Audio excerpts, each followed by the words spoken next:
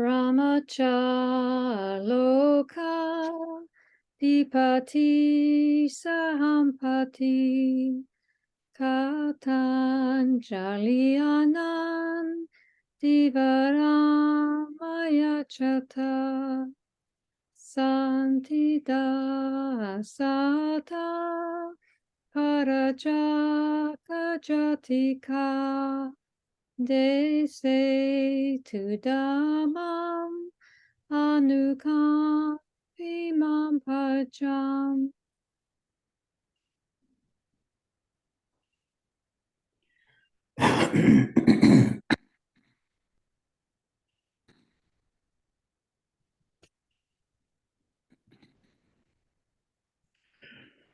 Namo tassa bhagavato arahato samma sambuddhassa. Namo tassa bhagavato arahato samma sambuddhassa. Namo tassa bhagavato arahato samma sambuddhassa.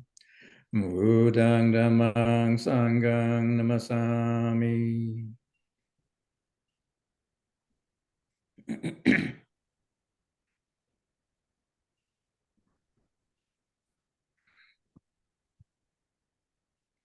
So I don't know a lot of people. So I'm not sure your level of expertise. So I was told that there might be some newcomers. So I guess I kind of give a general overview of the basic Buddhist teachings.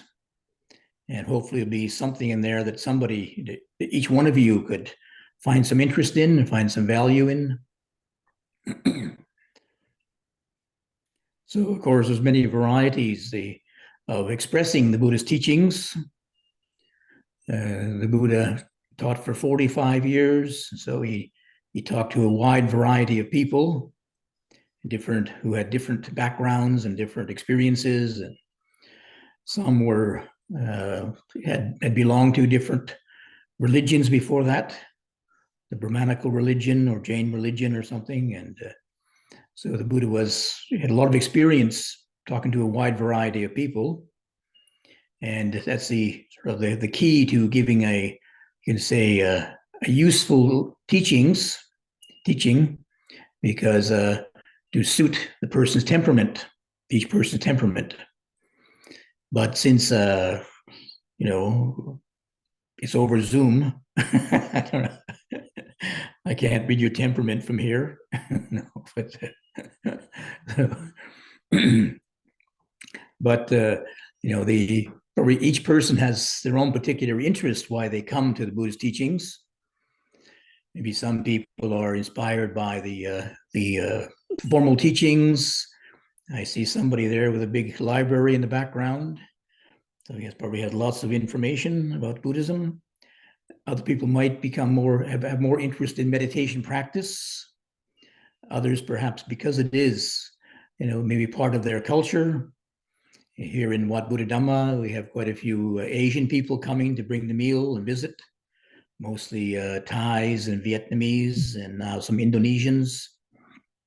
And some of them grow up in the Buddhist culture, and they have a lot of familiarity with with at least the tradition anyway. Other people they come mainly because of interest in meditation. This monastery, it's a monastery now, but it used to be a meditation center. It was founded by Ayya Khema back in 1978.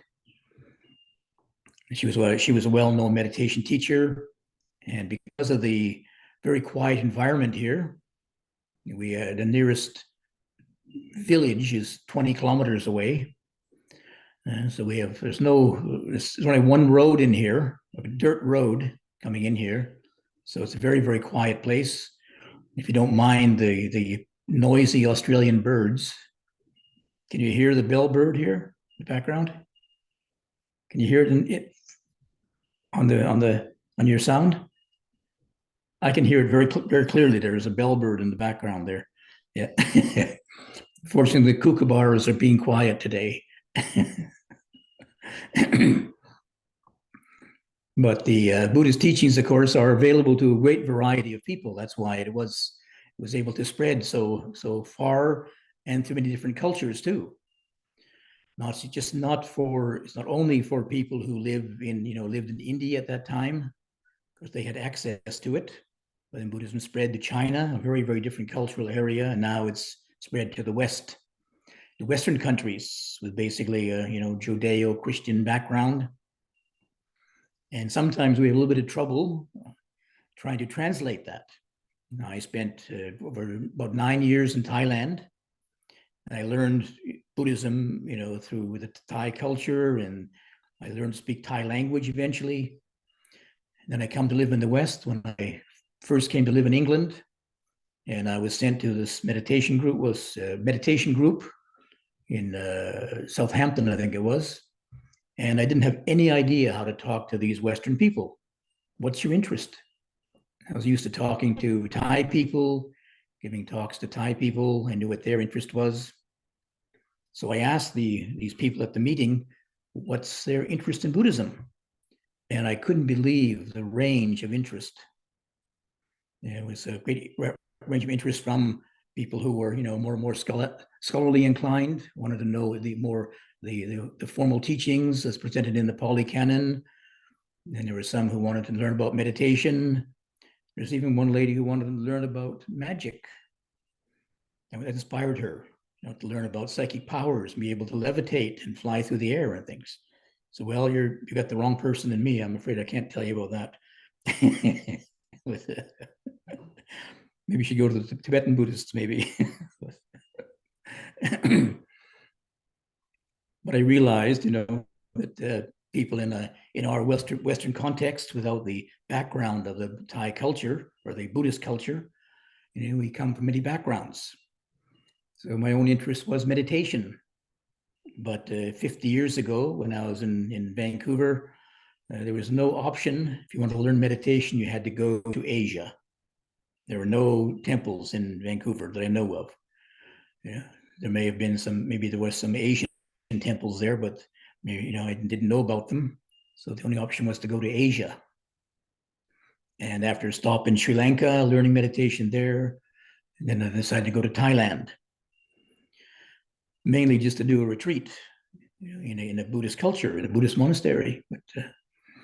But eventually I stayed on longer, and then I met Ajahn Chah, and from there Ajahn Chah taught not just meditation, but he taught a way of life. It wasn't just about going on a meditation retreat. In our Western context, most of us have learned meditation during a 10-day retreat or a week retreat or something, but he didn't teach retreats, because just being in the monastery in Thailand was the retreat, just following the daily routine. And it was quite different in a way, because there was no kind of formal structure to the so-called meditation. Everything in the monastery was the meditation. From the monks going on alms round, and went on alms round in the morning, that was walking meditation. Sitting down, having the meal, eating meditation. And then there was cleaning up meditation. Then there was the chores meditation. Then there was the chanting, evening chanting. That was chanting meditation. Then there was a period of formal sitting meditation. So it was a great variety of different ways to develop meditation. Whereas when I first learned meditation, it was in a meditation center, and it was just sitting and walking, sitting and walking, sitting and walking. And you're advised not to have any distractions. No talking, no reading, no writing. You just have to sit and walk, sit and walk. So it was a very, very limited experience, but of course it could be very powerful, because it was, cutting down all the distractions which the mind is normally familiar with, and taking it all away and just sitting and walking, sitting and walking. So it was either, sometimes it was either go crazy or get enlightened. There wasn't any gray in between. So fortunately, I was able to not go crazy. I wouldn't say enlightened, but didn't go crazy anyway. So it was a useful experience. But then trying to replicate that back at university at UBC, it was virtually impossible. My next door roommate was a rock musician, so it wasn't very conducive to meditation. So I realized I had to basically go back to Asia again to experience that. But now people have the opportunity to come across the Buddhist teachings in their own culture. And now it's a matter of trying to translate those teachings into something which is meaningful for us in our everyday life. So the Buddhist, as I said, the Buddha has many different ways to present his teachings. The most succinct one, when somebody asked the Buddha in India at the time, what is your teaching? He just says, I teach about unsatisfactoriness and the cessation of unsatisfactoriness. Does that make sense to anybody? Of course, you're all experienced meditators, so I wouldn't tell this to the person on the street, the average person. Unsatisfactoriness, so what? I'm not suffering. Yeah. Well, you don't think you're suffering, but actually, but even who wants to even look at it? Where our whole culture, our whole attitude is based upon basically the denial of suffering. We don't. If you mention, bring up, somebody says, they always ask you in the West, how are you doing? How are you doing? Do you really want to know? Do you really want to know how I am? Not really. Just say fine and go away. Just keep smiling. But this is a very, very, I think the Buddha pointed out this because this is an area which most of us don't pay attention to. We all are suffering in our own way, but we don't even acknowledge it. And it was a really, really relief in a way to come across the Buddhist teachings. The Buddha mentioned there was suffering, unsatisfactoriness, dukkha. And I really, it dawned on me, oh yes, I am suffering actually. Nobody ever pointed it out to me. Nobody could ever articulate it. And who would want to even mention it? But to hear about it, and then in the right context too. I mean, this is not just about only about suffering. It's about the cessation of suffering too. We have to keep in mind the two aspects the Buddha mentioned. This is I'm teaching about suffering or dukkha and the cessation of dukkha also. Sometimes we can get so caught up with indulging in our own dukkha, we forget that there is a possibility for the cessation. I read a bit about Buddhism. One of my electives at UBC was about comparative religion. So I knew something about the Buddhist teachings before going to Thailand. And then I thought, oh, Thailand's a Buddhist country. They must be always depressed because they always talk about dukkha all the time, suffering. They must be terribly depressed there. Well, you get there, and Thailand's called the land of smiles. Wait a minute, are they kidding or what? are they just not being Buddhists or what? But the kind of the irony of it was that when they can acknowledge suffering, then it's not unconscious. It's not in the background. They can acknowledge it, and within the context of the Buddhist teachings, there's suffering, there's a cause, there's a cessation, and there's a path to the cessation of suffering. So it's not just acknowledging it and then having to, suffer through it. There is a path to the cessation of suffering, very, very clearly delineated, the Eightfold Path, step by step. These 8 qualities come together and very, very clearly delineated. This is what it is. This is what it takes. Just contemplating a little while ago, sort of a few months ago, about, how we are so fortunate to have this teaching of the Eightfold Path. The short version is morality, meditation, wisdom. These 3 things, 3 factors come together. And if you look around at, say other religions, I think all religions teach about morality. Some mention a bit about meditation, maybe a little bit. Some mention about a little bit of wisdom, but what religion has them all together spelled out? morality, meditation, and wisdom. You got to have these three aspects to it. In the Parinibbana Sutta, in the Digha Nikaya, the Buddha said that where you find the Eightfold Path being practiced, there you will find the four levels of enlightenment. Only where you find the Eightfold Path practiced. He didn't say only in my teaching. He said wherever you find the Eightfold Path, wherever you find any teaching which talks about morality, meditation, and wisdom together, there you will find enlightened beings. You need all these three different aspects to it. Morality without wisdom becomes fanaticism. Meditation without wisdom just becomes tranquility. You can say, they have to be balanced. All these three have to come together. So we have morality, and they have the wisdom part of it to contemplate. What's the purpose of this morality? It's not just there to please some higher power. Morality, I can say, basically, the fundamental teaching of the Buddha is to realize selflessness, anatta, no permanent self. So basically, morality is based upon doing good, refraining from evil, if you like, or unskillfulness. So I would say very simply that unskillfulness is basically encouraging selfishness. Whereas, following these precepts, following these guidelines, it just aims towards selflessness. You have to be very, very quite, some degree of selflessness to allow, people who are annoying, people who are difficult to live. It takes some self-surrender to do that. Even though in your mind you say, you should get rid of them, you should kill them, But, requires a lot of self-surrender. Maybe myself has the view that, that person is wrong, so we should get rid of them. But it takes a lot of self-surrender to say, no.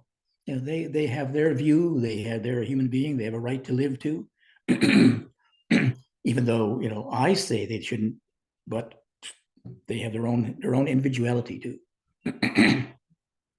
Self-surrender to, not to steal beautiful things from other people. Not to indulge in other, to exploit other people for sensual desire. Not to lie, to distort the truth for your benefit. These are based upon selflessness, self-surrender. And just realizing, just having that knowledge, yes, no permanent self, yes, sounds okay. But I don't know, does it sound okay? For some people, it's illogical. What do you mean, no permanent self? Here I am. I got a Facebook account. Here I am.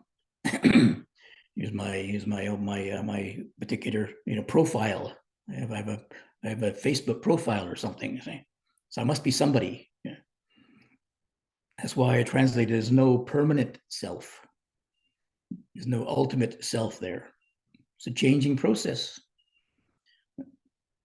But just to have that knowledge is one thing, but to put it into practice is quite different.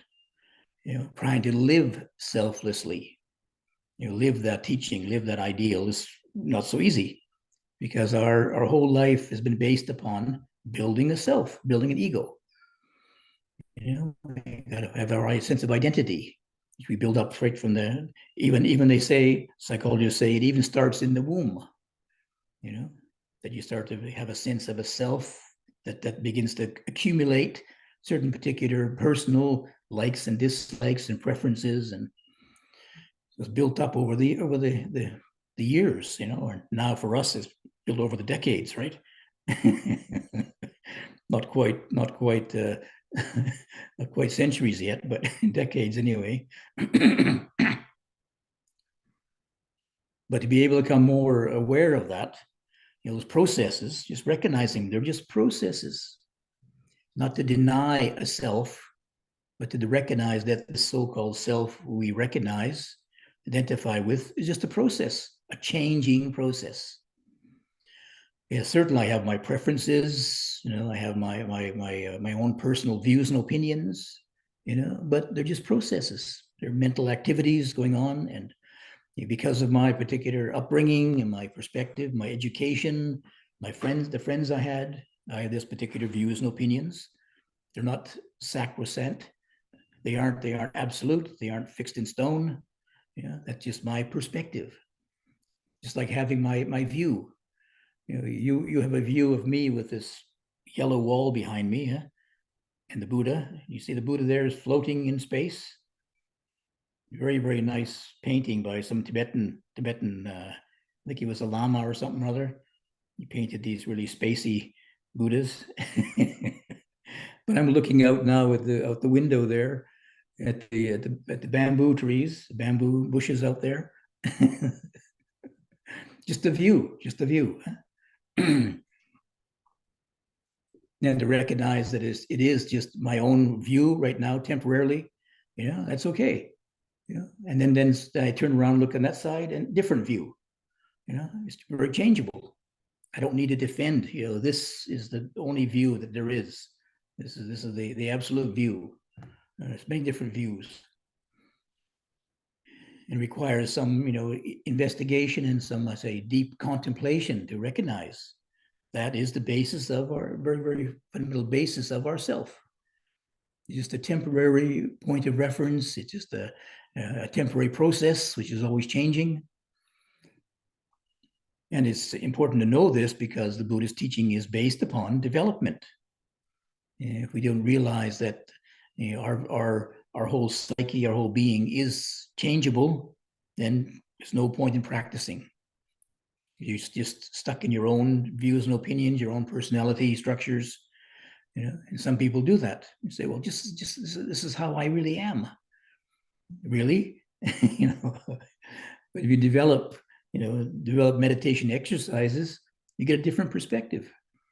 Just being able to, when you first look at your mind, perhaps, when I first observed my mind, the first lesson I had in meditation was at university.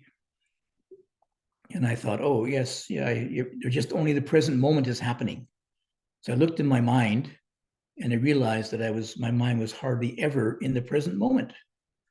Even though studying science, I could believe that. I knew that truth was real, was right. There is no past or future. The past is just a memory in your mind. The future is an idea in your mind right now, this moment.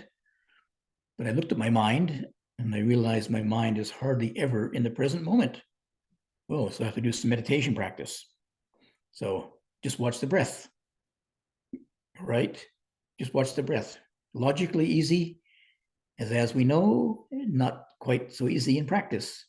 It takes development, it takes training. But being able to do that, just to practice that exercise, we learn a lot about ourselves then, nature of the self. We think we can control our mind. You look at you try to focus on the breathing. Can you control your own mind? Not so easy. Is the problem with my mind or is the problem with my attempt at control? What's the problem here? Yeah. Is this mind really yours? Yeah. Is this attempt at trying to control the mind really yours? But there is processes there. There is certain laws of physics, laws of biology there, which we can tune into. If you do develop the exercise, ideally, over a period of time, you'll notice some change. Your mind will calm down. Well, my first experience was in meditation center in Sri Lanka. It required, I think, for me anyway, this particular very strict retreat regime before my mind was able to calm down because there was so many other distractions I had normally. But when that mind did calm down, it was noticeable. Oh, the mind can change. Before, I just assumed. I mean, it seemed to be, an obvious assumption. The mind is always busy. The mind does not stop busyness. It's always going here, going there. When the mind did calm down, did get quiet. Oh, there is a new state of mind. There's a new experience. And seeing the world from a calmer mind is different. Just being able to look at the nature here, for example, just when the mind is calmer, the nature is clearer. Nature is different too. Nature is calmer too. We see the world in a different way because, depending upon the state of our mind. The way that we perceive the world is very dependent upon the quality of your mind. So when the Buddha realized this, the Buddha had these insights into the nature of mind and nature of the human condition, and he could determine, a particular path of practice. There's threefold stages: morality, meditation, wisdom. I mean, in the middle bit, it's not quite correct maybe to say wisdom as part of the Eightfold Path, because the first factors are not a realization of the truth. It's right view and right attitude. So we can say right understanding then. But right understanding with morality, living a good life, living a selfless life, if you like, or a self devoted to selflessness, inclining that way, together with the development of mindfulness and concentration, right samadhi, sama samadhi. I define it as collectedness, calmness, clarity, with some energy. And then, the mind begins to be modified in a skillful way. Some people, I think they hear about meditation. I know there was one of our nuns in England. She was from Switzerland, and she grew up in a very, very strict religious sect. And they had views about anything which was not to do with that particular culture. It was the work of the devil. And then and then she turns around and becomes a Buddhist nun. So that can happen sometime if people get too rigid about one particular teaching. Some people, they rebel against it, not against the teaching, but against the rigidity of it. But for some people, something like meditation, it's can be something like, oh, it's going to corrupt your mind or something. Whereas nowadays, fortunately, a lot of some psychologists have studied about the effects of meditation, and they found it very beneficial. They've been able to use it even for some kind of therapeutic benefits for people. When I was in Thailand one time, I met a Thai psychologist who was using meditation for his treatment of some of his patients. And I was, at that time in Thailand, I think nowadays it's changed, but in those days in Thailand, Buddhism was more something for the older people. It wasn't very modern. It wasn't one of the modern things. It was part of the old Thai culture. So having this, meeting this psychologist trained in America, who was teaching meditation to his patients, I was very excited. And, oh, you think meditation can cure mental illness? He said, well, not really, but it's the best prevention. So, and I wouldn't say it's a cure-all for all kinds of mental disturbances, but it can be very helpful for certain people, certain kinds of difficulties in their mind, mental difficulties.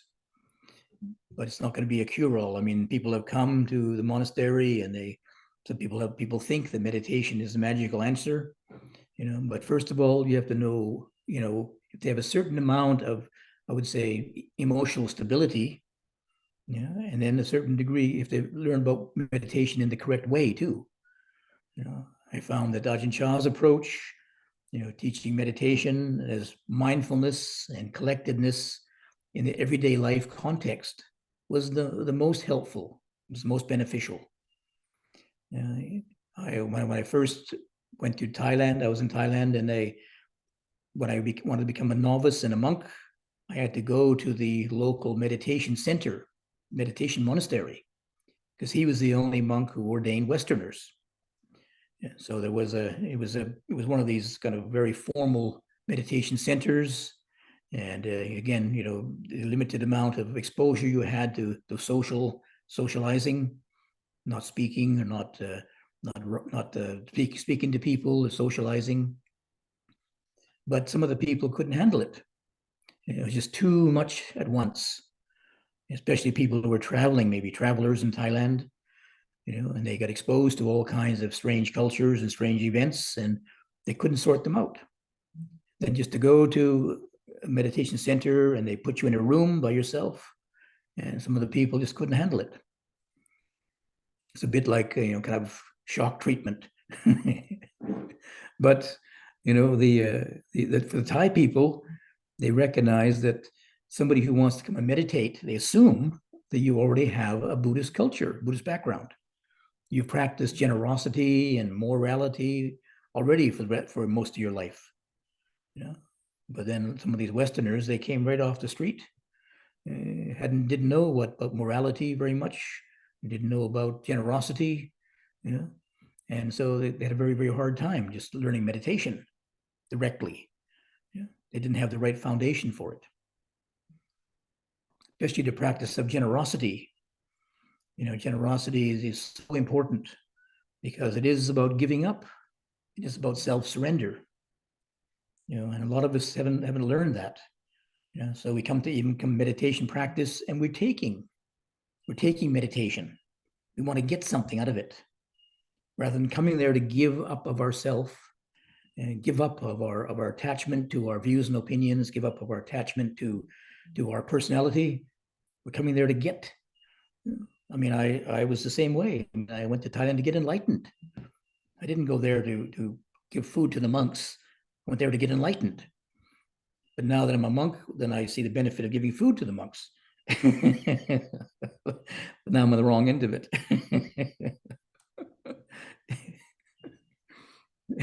but living in Thailand, you learn very, very well about the benefits of generosity. because the Thai people are so generous, not just for the monks. They have a real sharing and open attitude, which is a basis of, I would say, of self-surrender. They can give up little things that people think belong to them. They can give them up.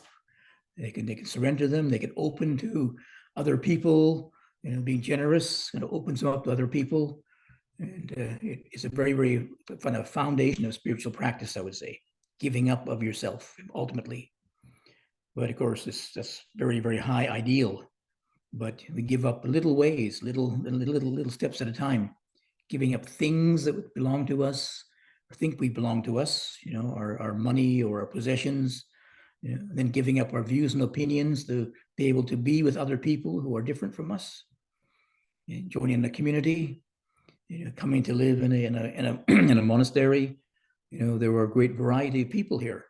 All kinds of. We have different ethnic groups. We have different personalities. We have people with different backgrounds.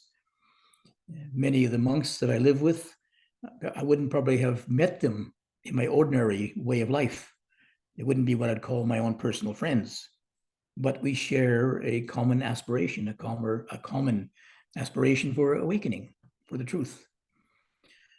And that kind of goes beyond all these little personal idiosyncrasies. This person likes that kind of music or that kind of other kind of music, but that's not important when it comes to the real important issue of life, of realizing the truth. All the other things are just minor expressions of it in people's own personal way. But being able to recognize the value of what the Buddha was talking about, trying to realize the ultimate truth of awakening, and the ultimate truth is about selflessness. I think all religions are pointing to that. I mean, in the theistic religions, you give up you surrender yourself to God or a higher power or something. In Buddhism, we try to understand the nature of the self before we can let it go. What is this self that you're holding on to? It's easy to say, oh yes, it's all empty, not myself, yeah. Then somebody says, what's the view about this? What's your favorite hockey team, right? Well, or and then the disagreements begin. Where's the selflessness there when it comes to hockey teams? You can get quite quite quite energized, can it, when it gets to hockey teams in Canada anyway, not here in Australia. But being able to put these teachings into practice is what really is the real purpose of life, I would say. Trying to practice, not just read about, but practice morality, meditation, wisdom, increasing our understanding and the various kinds of understanding. First of all, there is knowing about the formal teachings of the Buddha. What's the Buddha talking about? He laid down very specific ways to meditate, for example, practice of meditation. And if you get it wrong, then you have wrong meditation. And it's not going to fit with the Eightfold Path then. Out of harmony with it. The Buddha actually used the word miccha samadhi, wrong concentration, wrong collectedness. Once one knows what the formal teachings are, then to put them into practice. And that's what really, we get direct experience. That's what I say is real wisdom then, knowing for yourself. As somebody said, knowing about other people is knowledge, but knowing about yourself is wisdom. And of course, it's easier said than done because our self is also based upon a lot of self-delusion. We can fool ourselves so much. When the mind is more collected, when the mind is more mindful, more aware, it sees through all this games that we play on ourselves. Just sees the way things really are. And so the more that we can develop those qualities, the clearer our perception or understanding of reality really is. So this is something which the Buddha has given us as a heritage. So it's available to us nowadays very easily. Nowadays you can sit in your own home and practice the Buddha's teachings. Don't need to go to Thailand and face the heat and mosquitoes. You can stay in your own home and practice and have access to the teachings. You have translations of the Buddhist teachings from Pali to English now. You don't have to learn Pali, but having these teachings available to us, important now to put them into practice and realize it for ourselves. This is something which is possible for each one of us. As the Buddha pointed out, it is available to all of us. So the practice is there. And the teachings are there. Just need the time to do it. Put it into practice and see for yourself. Each one of us must be the realizer of it for themselves. And so hopefully you'll be able to make use of these teachings and put them into practice. And then it's your direct experience. We'll all meet in wisdom and maybe even nibbana. So leave time for questions. Sadhu, sadhu, sadhu, anumodami.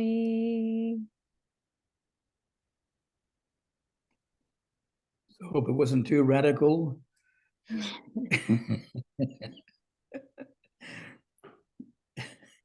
didn't see too many shocked faces.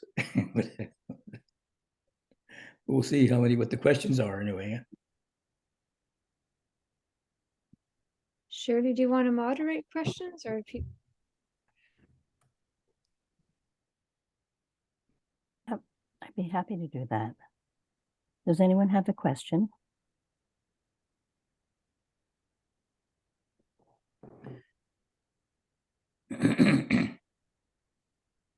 So it's perfectly clear, huh? Never. Oh.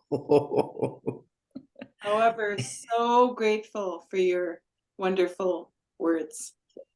Thank you.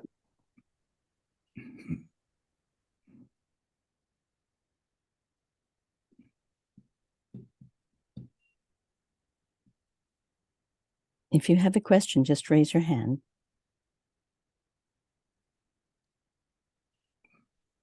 You can do that, can you?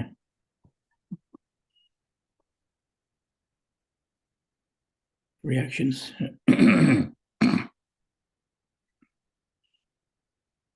Oops. There's somebody got a Ron there. I think he has a hand up. Did you? Oh, sorry, Ron. That's Please okay. ask your question. Thank you. Yeah, thank you for the talk. And I don't know if it's unusual about our times, but we seem to live in a time where people are very, very committed to being right, and in a very exclusive way. Like there's these, who's on your team? That seems to be the theme of our time. And and I don't know if it's worse than any time in history, but I'm just so struck by these clamoring voices stating exclusive possession of the key to the kingdom. And I just, what you have any, I mean, I'm sure you must see that as well in Australia. And it's very discouraging to me. And I just wonder what you have any thoughts on this. I don't know if it's a trend towards, my way or the highway seems to be the law of the world right now.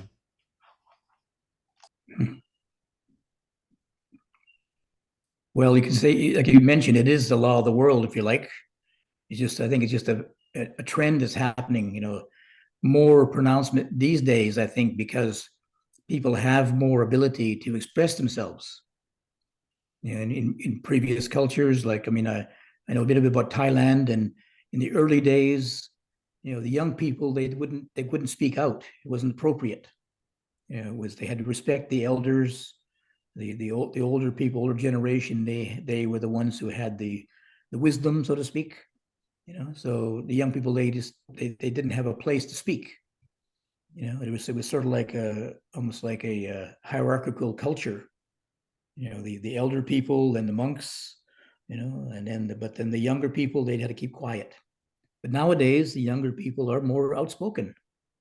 They also have first of all, they're better educated, and they also want them to express themselves, and they have new ideas, and and with the spread of the internet, people can go onto their particular Facebook page or something or other and express their views, and they get some friends, and some of it, I think, a certain degree of it is having your own friendship group, your own clique of people that you have an affinity with. And then you kind of bond together, and then you look inward to yourself. Like there was some study about people who, like who, what news station do you listen to? Which is your particular news station? And there were people who were very fixed on one particular news station, so they got a particular set of beliefs. They had other people who would, agree with them, and then they were very polarized. And then they did some research, and one group who belonged to one particular right-wing particular station, they were asked to listen to a more left-wing station for a while. And when they did, for a month or two, they moderated their views. Oh, is that right? Oh, their views became less extreme. But then when the experiment was over, it went right back to their same right-wing station again. I mean, it can be somewhat unsettling to listen to other views too, other points of view. It can be somewhat unsettling. And if you're not really confident in yourself, if you don't have your own direct experience, as it were, your own wisdom, well, it can be quite unsettling. And compounded with, I think these days, I think it's safe to say, I don't know, but that things are changing very, very quickly. The climate's changing, the politics are changing. There's so many different things going on very, very quickly, it seems like, and so people are getting a little bit frightened. They're getting also, they need some stability. So they hanging on to your particular support group gives you some stability, and you feel that there's some stability amongst all this chaos and change all the time, rapid change, and you can relax. When I used to come back to the monastery here, and oh yes, back to my familiar friends and my quiet place, yes. But nowadays, this place is so remote, even going to the next town is like culture shock.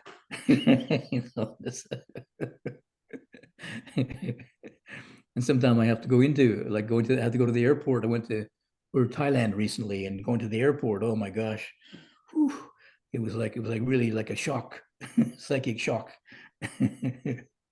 So many people, different faces, different things. And, so to come back to, your own home, your own environment, your own friends, we're very social creatures too, humans. So to have our friendship group, who affirm our views and way of seeing things is very helpful. It grounds us to some degree. But at the same time, you see the limitations of it. You just keep looking at your same narrow view of things. And there was one politician I heard about, and she was on a left side, Democrat.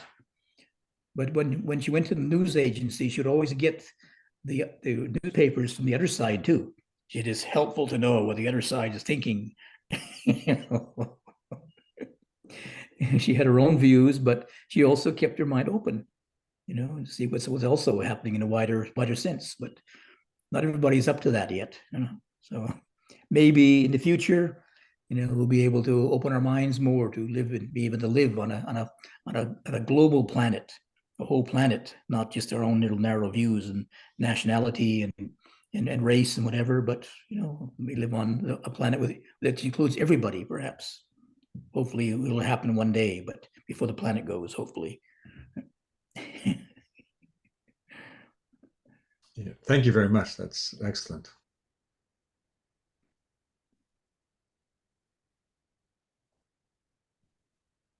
Is there anyone else with another question?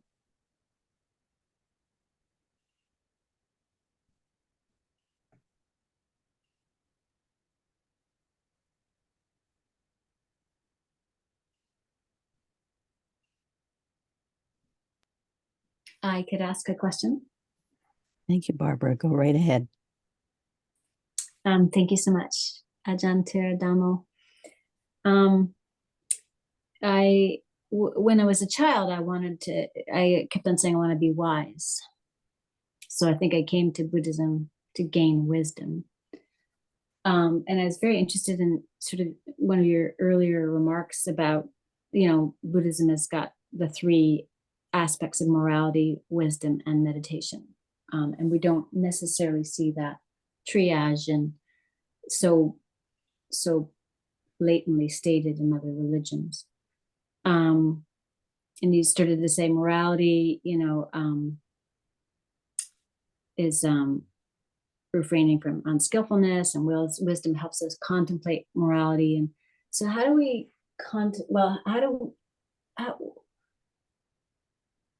how does meditation help morality? And you probably said it, but I just was trying to make that connection as succinctly as you made it with wisdom. The wisdom helps us contemplate morality. What does meditation do for morality? Well, for example, if you're developing mindfulness, one of the factors of meditation, mindfulness, but the exercises are being aware of your body, being aware of your states of mind. And particularly like states of mind, in Buddhism, kamma or action begins in the mind, is intention. So when your mind is, if you're more clear about your states of mind, about your attitudes, if your mind is maybe ideally calmer too, with collectedness, then you're able to see what is really behind your actions. And maybe you have these thoughts. You can refrain from killing somebody, but can you refrain from having murderous thoughts? Yeah. I mean, I must admit, I can't either,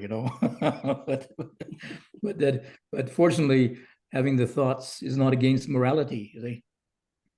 The morality is mainly concerned with the action and the speech, but they begin in the mind, you see.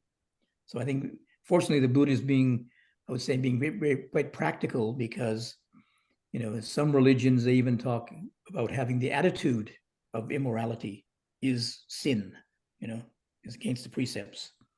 But in Buddhism, Buddha said it's very hard to control your mind, see. But body and speech is possible.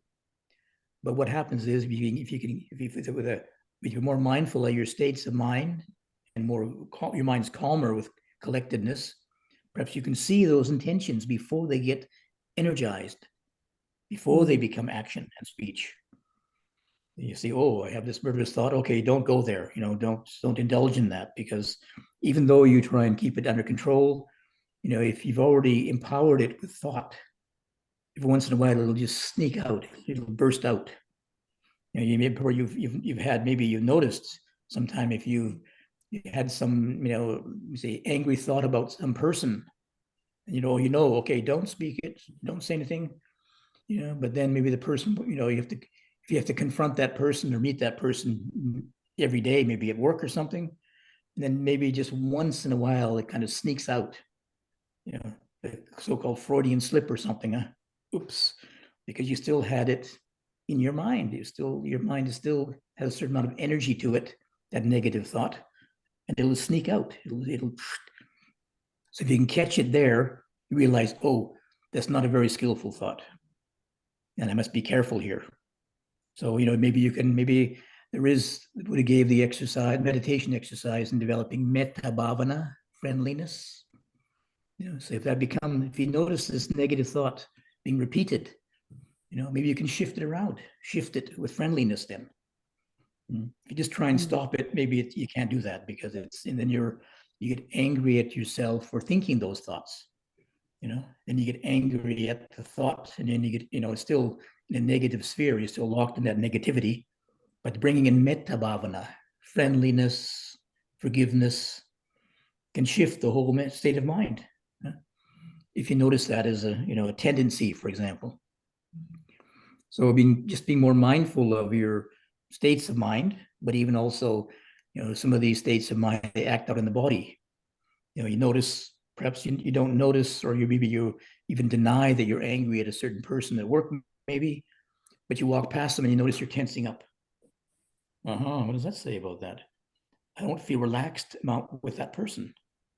That person obviously, grates with me somehow, so I can become more conscious of it at a physical level. Then maybe I can look at it in the mind. What does that bring up in my mind?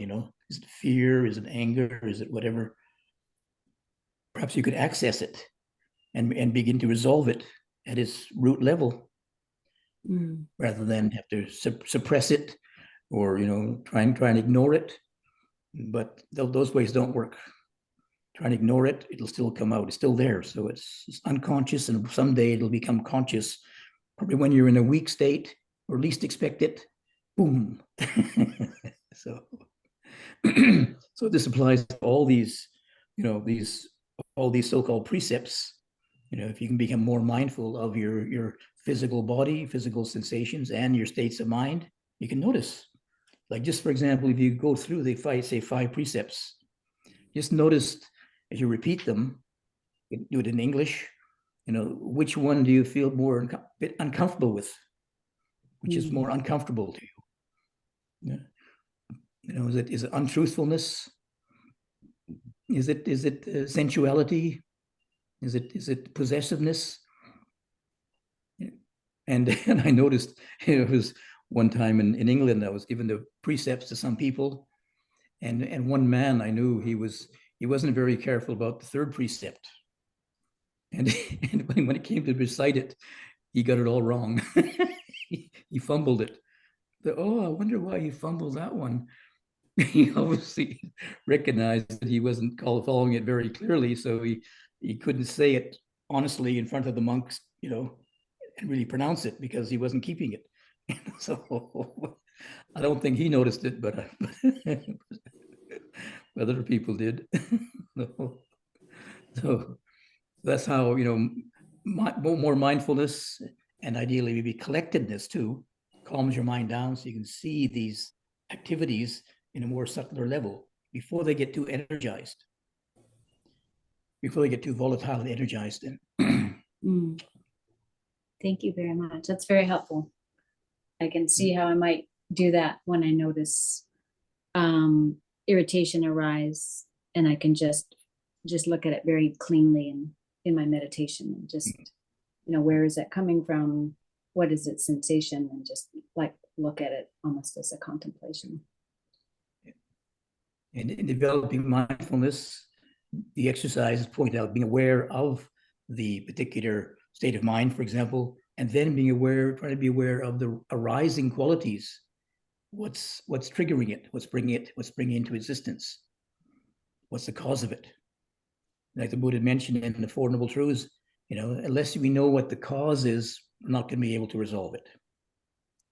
Suffering, unsatisfactoriness, the cause, then cessation.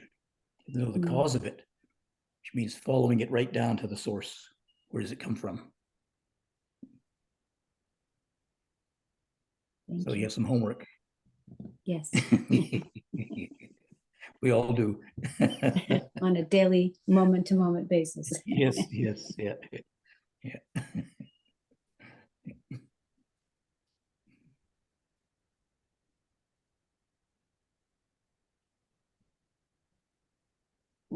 Rudy, did you have a question? Who's that? Did you have a question, Rudy? Yes. Ajahn mentioned earlier in his talk about wisdom is knowing oneself. Knowing the others is knowledge. Was that knowledge, right? Or isn't a certain degree of wisdom there too, knowing the others? It is to a certain degree, yes, but it's not really, doesn't really reach the heart of yourself. I mean, you can get some reps. Sometimes you can see other people, you can see yourself in other people maybe. But until you're able to really absorb that in yourself, like in the Thai language, understanding literally means enter the heart. But the knowledge to me is more like something in the brain, some information you have, but you haven't really, it's not really a heartfelt sense then. That's the wisdom, direct experience. So like you can see other people, oh, look at this person does that. Yeah, look in your own heart, do you do that too? Many times you point to other people because you don't want to acknowledge it in yourself,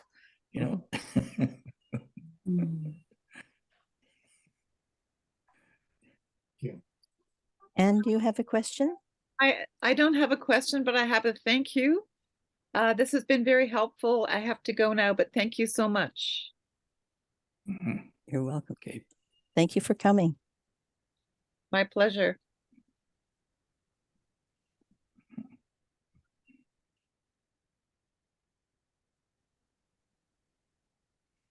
Does anyone else have a question?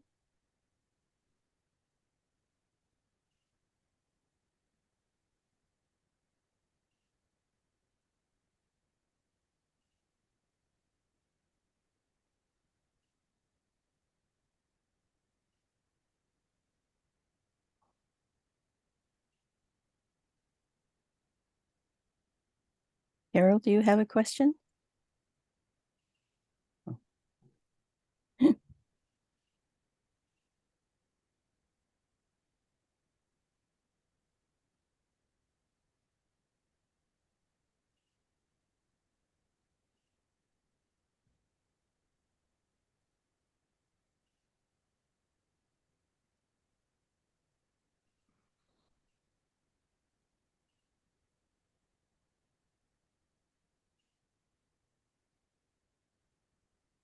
Rhonda, do you have a question? Could you unmute yourself, please?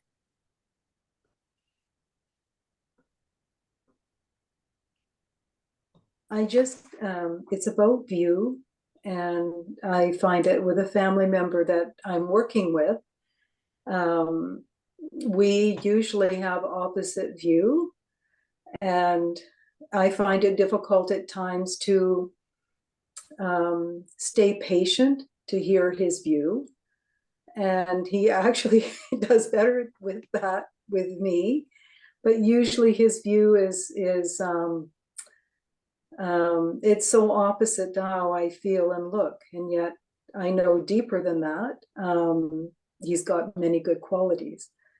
So how do I work with my own view and kind of expanding that space in myself to just accept him as he is when he's sharing his views? Well, it, it requires quite a bit of collectedness to begin with. Yes. Stay really centered in yourself. You know, there is the always the there's two tendencies we usually have. One is to defend ourselves, and it gets into argument. Yes.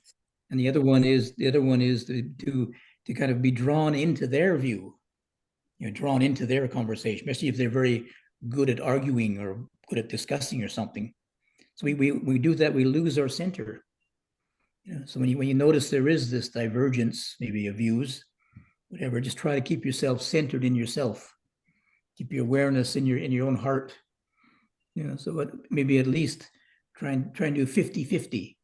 You're still listening 50%, but then you're listening to yourself too. Keep centered in yourself 50%. Don't lose yourself. And then if you notice yourself getting defensive, take a deep breath. You know, maybe practice a bit more openness, a bit more relaxation, and breathe with it, and you know, and try to just open the heart to him, heart to them, best you can. But it's part of, you know, being able to maintain your own presence, but not to shut them out either. Being able to be accessible, but also be collected within yourself, centered in yourself too, not losing yourself in relative sense. Yeah. Okay. See if you can try that, maybe see how that goes. Huh? Mm-hmm. Yeah. And getting into drawing into arguments and things, many times it's not very, especially if it's a family member you have to relate to, you know, often, you know, and it's very, very difficult if you get into an argument. So just make sure okay, keep centered, keep settled, and yeah, hopefully something will shift then. Okay, I will work with it. I do find I'm quite, when I get heated, then I get argumentative. And and then he's like, well, you're talking and it was my turn to talk. And so I have to be quiet. Yeah. And so it Take a really deep breath. takes a lot of practice. Yep. Yeah. I know what you mean. Yeah. Thank you, we had Ajahn. there was once when I was in Switzerland, and there was just two of us left there in the monastery, and the other monk and I had a very different perspective on things, you see. Yes. And we both realized that. So we organized that once a week we'd sit down to talk to each other, and then we would just listen for half an hour each. Just listening, you know, not arguing, not defending myself, just listening to his point of view.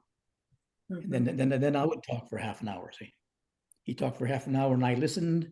And we shift around directly by the clock. You see, and at the end, I don't know, maybe after a month or so, it was just so amazing to be able to hear this person's worldview.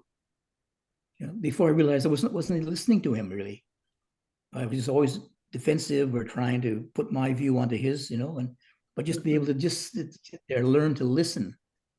Even though at the beginning it was sort of like, oh, I got to get in here and defend myself. And no, just listen. And to actually just listen to him, and my goodness, to listen to his worldview. And suddenly I just felt so much compassion for him. You know, that he was, you know, I was misunderstanding him and he was misunderstanding me. And it was just misunderstanding. You know, we didn't even listen to each other, really. Yes. We were talking across each other. So it was actually very, very productive. At first I was didn't think it would work, you know, it sounded like one of these airy-fairy therapies, you know. But in the end, it was such a revelation to hear, wow, and it's so valuable to hear from somebody else's totally different perspective. You know, it's so unique. It's like going to a foreign country almost, you know. So it was really, really, really useful. Yeah, and understanding him better, understanding myself better too. You know, say, oh yes, I see it. Then when he gives his view, then I realize how much I'm seeing my view too. You know, and they're only just views. Yeah, and we're both entitled to our own view. Yeah? And Yes. so it was very, very valuable experience. Yeah. So maybe I don't know if if it gets down to that level, you need a therapist or something, or or a referee maybe. Maybe. Well, Ajahn, thank you. And Okay. yeah, something to work Okay, with. yeah, Thank you. yep. So I'll check it out when I come to Victoria. Okay. Progress. Gail, oh, sorry, are you finished, Rhonda? Yes, I am. Okay. Gail, you have a question? Hello, Ajahn. Nice to see you after all these years. Thank you for being here. I have a question about gossip and not wanting to participate anymore, which is really difficult in conversations. It can happen anywhere with about anybody, about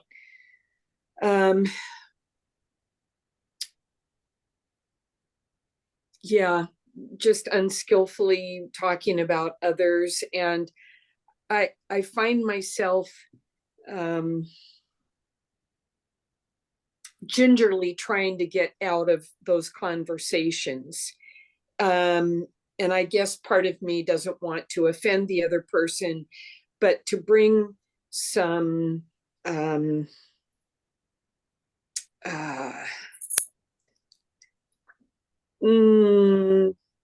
right speech into it. You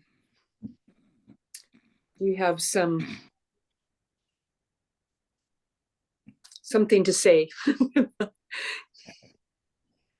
Well, I think it's the partly definition is helpful too, because there is the gossip has a wide variety of meanings. It seems to be, for example, there is just being able to talk to somebody about somebody else, but get the facts.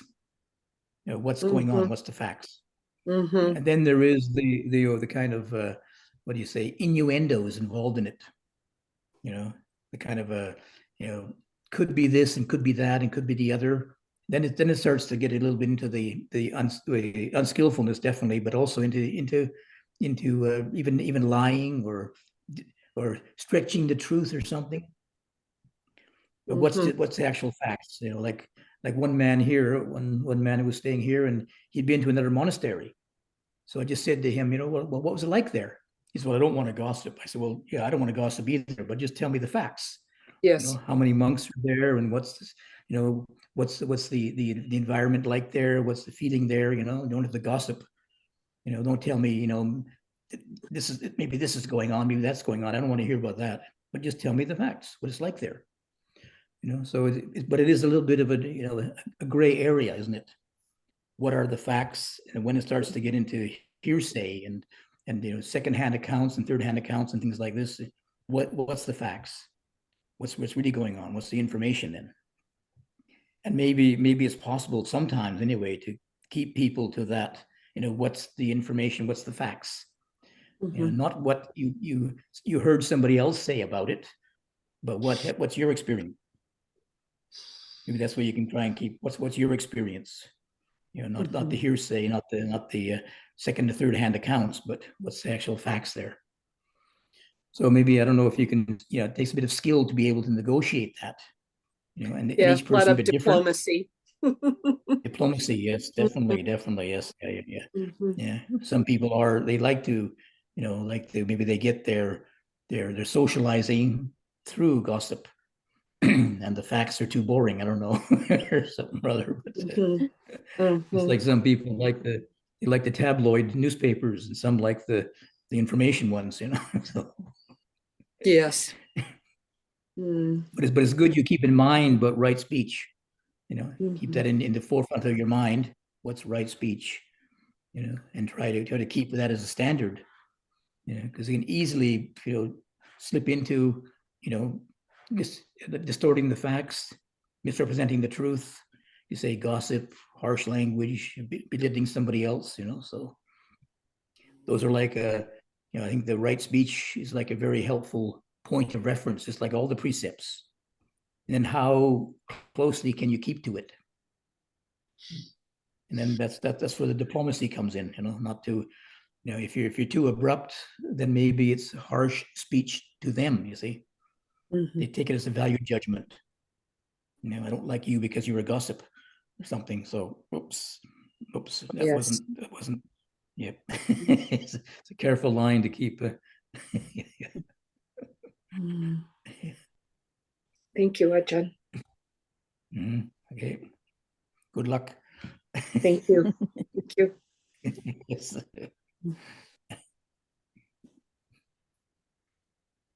Is there anyone else with a question?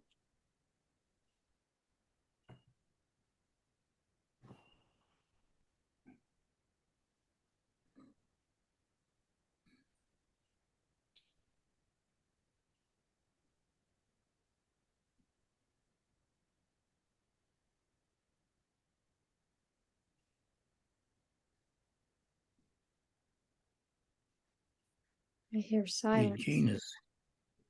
Yep.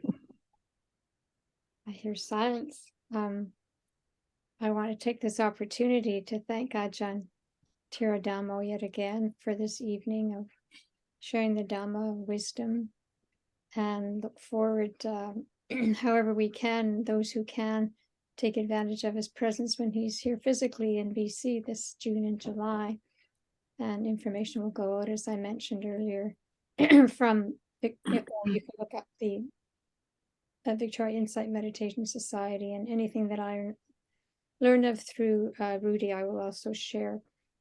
So I want to thank you again, and also mention to others when the Zoom link went out, if you'd like to offer dana for Ajahn Tiradhammo, you can do it directly to the Wat. There's a link in the email from Monday, the same email that has the Zoom link, if you wish to make dana directly to the Wat in Australia. So I wish everyone a good evening. And thank you again, Ajahn. Thank Okay, you, Ajahn. certainly. Thank you. Maybe see you in BC in Yes. person. Okay. Yes. Thank you, Ajahn. Thank you, Ajahn. Okay, certainly. Bye-bye. Bye-bye. Thank you.